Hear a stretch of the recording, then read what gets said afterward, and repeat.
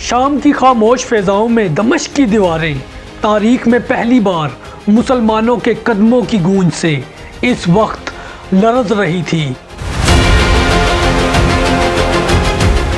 ایک طرف حضرت ابو عبیدہ رضی اللہ تعالی عنہ کا پرسکون نورانی چہرہ اور دوسری جانب رومن امپائر کا سب سے مضبوط شہر دمشق۔ مسلمانوں نے رات کی تاریکی میں اس شہر کی ایسی گھیرا بندی کی کہ رومیوں کو سانس لینا بھی مشکل ہو گیا۔ ہر صبح رومی مجاہدین پر تیر برساتے، مگر مسلمانوں کا یقین، جذبہ اور حوصلہ پہلے سے زیادہ روشن ہو جاتا۔ پھر وہ لمحہ آیا جب رومن امپائر کا فخر دمشق حضرت ابو عبیدہ رضی اللہ تعالی عنہ کی حکمت کے سامنے جھکنے پر مجبور ہو گیا۔ یہ صرف ایک فتح نہیں تھی، یہ ایمان، صبر، جرت اور اللہ پر بھروسے کی ایسی جیت تھی جس نے تاریخ کا رخ بدل دیا۔ تو دوستو، اگر آپ اس جنگ یعنی فتح دمشق کی لمحہ بہ لمحہ صورتحال اور کیسے مجاہدین نے دمشق کو فتح کیا، تو یہ سب اس ویڈیو میں۔ دوستو، دمشق رومن امپائر کا دل تھا، شام کا سب سے مضبوط قلعہ اور وہ دروازہ جس کے کھلتے ہی پورا شام مسلمانوں کے قدموں میں اب آ سکتا تھا۔ حضرت خالد بن ولید رضی اللہ تعالی عنہ کی مسلسل فتوحات نے رومی سلطنت کو ہلا کر رکھ دیا تھا، مگر ابو عبیدہ رضی اللہ تعالی عنہ کے پرسکون فہم و فراست سے بھرپور ہاتھوں میں شام کی قیادت تھی۔ مدینے سے حکم آیا تھا دمشق کو اللہ کے نام پر فتح کرو، مگر اس شہر کے بے گناہوں کو امان دینا نہ بھولنا۔ یہ وہ لمحہ تھا جب پورا اسلامی لشکر ایمان کی حرارت اور عزم کی بجلی لیے دمشق کی سرحدوں پر آ کھڑا ہوا۔ رومی فوج سامان جنگ، تیر انداز، گھڑ سوار، پتھر پھینکنے والی منجیقیں سب تیار کر چکی تھی۔ ان کا خیال تھا کہ مسلمان اس مضبوط قلعے کا گھیراؤ بھی نہیں کر پائیں گے، لیکن حضرت ابو عبیدہ رضی اللہ تعالی عنہ نے جنگ نہیں، محاصرہ کرنے کا فیصلہ کیا۔ چاروں طرف سے شہر کو گھیر لیا گیا۔ حضرت خالد بن ولید مشرقی دروازے پر، حضرت زرار رضی اللہ تعالی عنہ شمال میں، حضرت شرجیل رضی اللہ تعالی عنہ جنوب میں، اور حضرت ابو عبیدہ رضی اللہ تعالی عنہ خود مرکزی محاذ پر کھڑے تھے۔ ہر سپاہی جانتا تھا کہ یہ صرف شہر نہیں بلکہ پورے شام کی کنجی ہے، اور یوں دمشق کے اوپر ایک ایسی خاموشی اور فیصلہ کن فضا قائم ہوئی جیسے تاریخ اپنی سانس روک کر اگلے لمحے کا انتظار کر رہی ہو۔ دوستو، جنگ کے دن دمشق کی فصیلوں پر رومن پہرے داروں نے صبح کی پہلی کرن کے ساتھ دیکھا کہ مسلمانوں کا لشکر خاموشی کے ساتھ اپنی صفیں مضبوط کر رہا ہے۔ کوئی شور نہ تھا، نہ نعرہ، بس ایک ایسی سنجیدگی جو بڑے طوفان کی اس وقت خبر دے رہی تھی۔ حضرت ابو عبیدہ رضی اللہ تعالی عنہ نے سب کمانڈروں کو اپنے پاس بلایا۔ آج ہم حملہ نہیں کریں گے، ہم ان کے دلوں پر پہلا وار انتظار سے کریں گے۔ رومن فوج حیران تھی کہ مسلمان کب حملہ کریں گے۔ سورج اوپر چڑھنے لگا، گرمی بڑھتی گئی، مگر مسلمانوں کی صفیں وہیں کھڑی رہی۔ رومی توپچیوں نے پہلا پتھر مسلمانوں کی صفوں کی طرف پھینکا اور یوں جنگ کا آغاز ہو گیا۔ اب حضرت خالد بن ولید رضی اللہ تعالی عنہ نے اپنا گھوڑا آگے کیا اور آگے بڑھتے ہوئے للکارا، صفیں مضبوط رکھو، ان کے تیر آنے دو۔ پتھر اور تیروں کی بارش مسلمانوں پر شروع ہوئی۔ مسلمان ڈھالے جوڑ کر ایک دیوار بن گئے۔ جیسے ہی رومی دستے فصیلوں سے اتر کر باہر کی طرف بڑھے، حضرت خالد بن ولید رضی اللہ تعالی عنہ نے برق رفتار حکم دیا، اب بڑھو، ان کی پہلی صف کو توڑ دو۔ حضرت زرار رضی اللہ تعالی عنہ زبردست للکار کے ساتھ آگے بڑھے۔ دھول میدان جنگ میں اڑنے لگی، تلواریں ٹکرانے لگی اور دمشق کی سرزمین نے پہلی بار मुसलमानों की शमशीरों की चमक देखी। रूमी हैरान रह गए कि चंद लम्हा पहले खामोश रहने वाला लश्कर अब आंधी की तरह इनकी पहली सफ़े रोंद रहा है। अब हज़रत अबू उबैदा रज़ी अल्लाह ताला अन्हो का हुक्म हर सिपाही के कान में गूंज रहा था।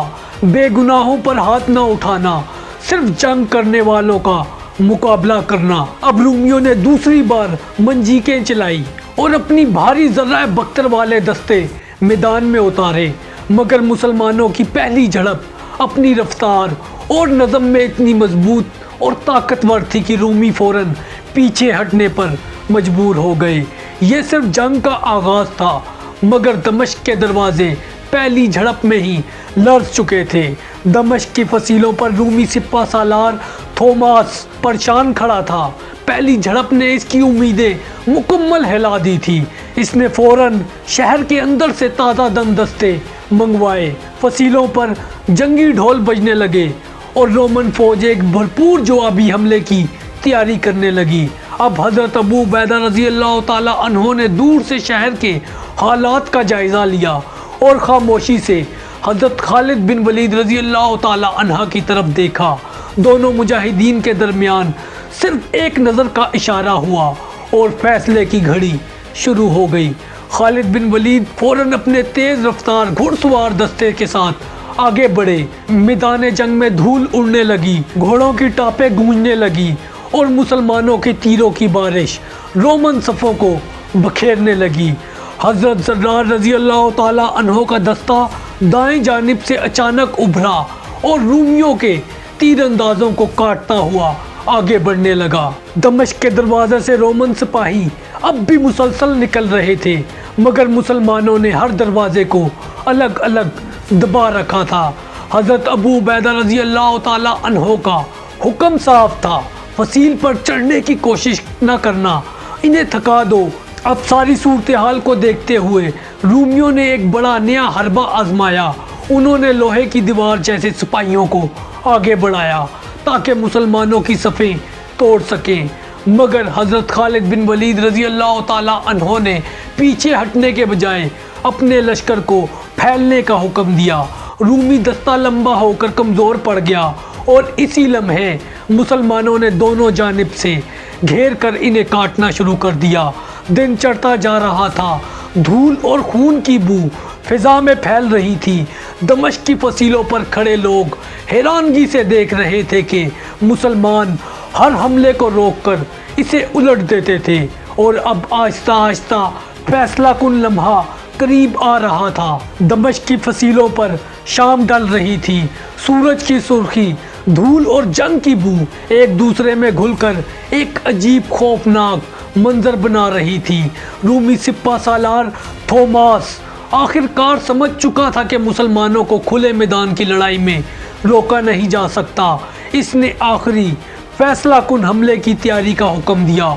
एक ऐसा हमला जिसमें शहर के बेहतरीन तीरंदाज, भारी जर्राए बख्तर वाले सिपाही और घुड़सवार सब एक साथ मैदान में उतारे जाने थे, मगर मुसलमानों का हर कमांडर अपने मकाम पर तैयार खड़ा था।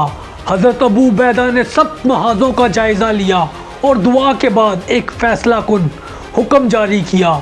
आज रात इनके हौसले तोड़ दो और इनके दरवाजे बंद कर दो ताकि वो खुद अपने शहर की तरफ भागने पर मजबूर हों। अब हज़रत खालिद बिन वलीद ने अपने मखसूस तूफ़ानी अंदाज में हमले की तरतीब अचानक बदल दी। उन्होंने पहले हल्के सवार दस्ते आगे भेजे ताकि रूमियों के भारी सिपाही अपनी जगह से हटें और फासला टूट जाए। अब जैसे ही रूमी आगे बढ़े, हज़रत खालिद बिन वलीद ने पीछे से अपने तेज़ रफ्तार घुड़सवारों को हुक्म दिया, जो बाएं जानिब से तेज़ी से घूमकर रूमी सफ़ों के पहलू में जा टकराए।